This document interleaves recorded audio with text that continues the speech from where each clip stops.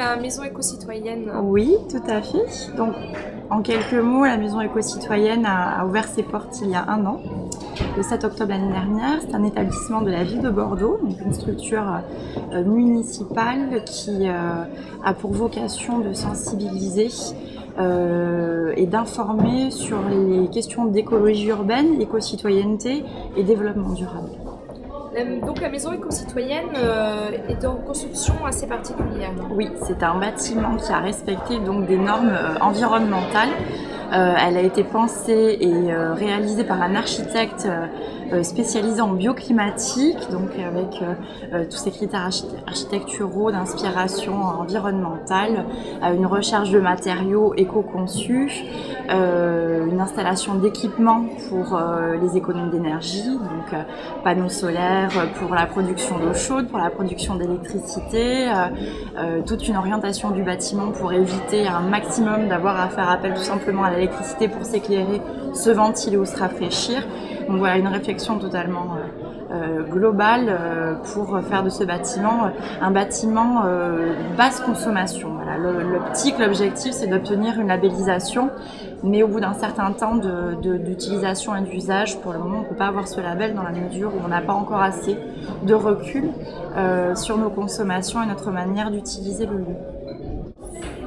Quel type d'atelier pour enfants on peut venir faire à la maison éco-citoyenne? Ça va dépendre des périodes, mais je vais plutôt vous parler de ce qu'on propose régulièrement, donc toujours en partenariat avec ces institutions et associations spécialisées en éducation dont je parlais. Par exemple, avec les Petits Débrouillards d'Aquitaine, on va s'adresser à la fois aux écoles et aux centres d'animation pour venir expérimenter sur les thématiques de l'eau, des déchets, du vivant, la démarche scientifique pour s'interroger sur l'impact de nos gestes au quotidien. Donc on sera vraiment dans la manipulation d'objets, la création d'objets. Comment Marie, ça va? Quel petit nom tu veux lui donner à ton petit bonhomme? Comment tu l'appelles? Bah vas-y. Lino. Lino? Lino? C'est son frère qui s'appelle Lino, mais pourquoi pas? Super. Allez, on va l'appeler Lino. Je sais pas ce que ça veut dire en analyse. C'est Lucas. Non. Non, lui il s'appelle Marius. Marius, pardon. Ouais. Je signe ou tu sais écrire ton prénom? Tu veux signer? Tiens, tu vas signer. Également d'autres ateliers qui sont plutôt en direction des établissements scolaires, des écoles élémentaires, que l'on propose en partenariat avec l'association Terre et Océan, et qui là va permettre aux enfants de découvrir l'environnement immédiat de la maison éco-citoyenne, c'est-à-dire la Garonne, le fleuve en tant qu'élément naturel, témoin écologique, pour faire des relevés de terrain et comprendre un peu l'impact des différentes saisons, des changements climatiques, si on peut l'observer dans les micro-organismes, ou tout ce type d'observation de terrain qu'on peut faire au fil des saisons localement. Donc voilà, pour n'en citer que 2.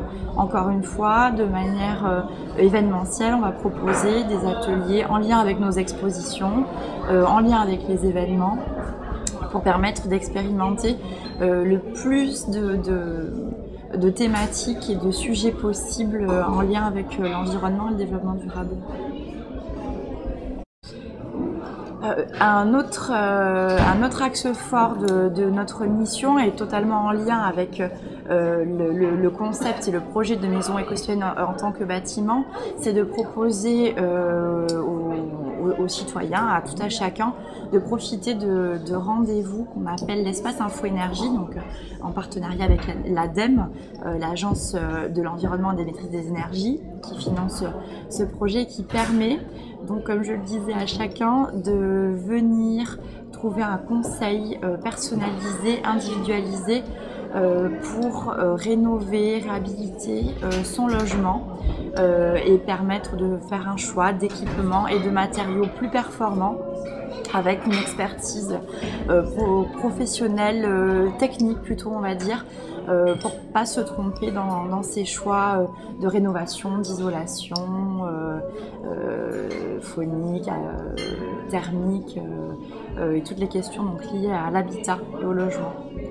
Alors une autre particularité de la maison éco-citoyenne, donc elle n'est pas visible à l'intérieur mais à l'extérieur, c'est sa toiture qui a été végétalisée donc pour des raisons aussi d'isolation thermique, parce que la végétalisation d'un toit permet une économie d'énergie, et surtout le choix de la végétalisation pour attirer la biodiversité, les êtres vivants, notamment les insectes. Donc on peut observer des nichoirs à insectes et des volières à papillons.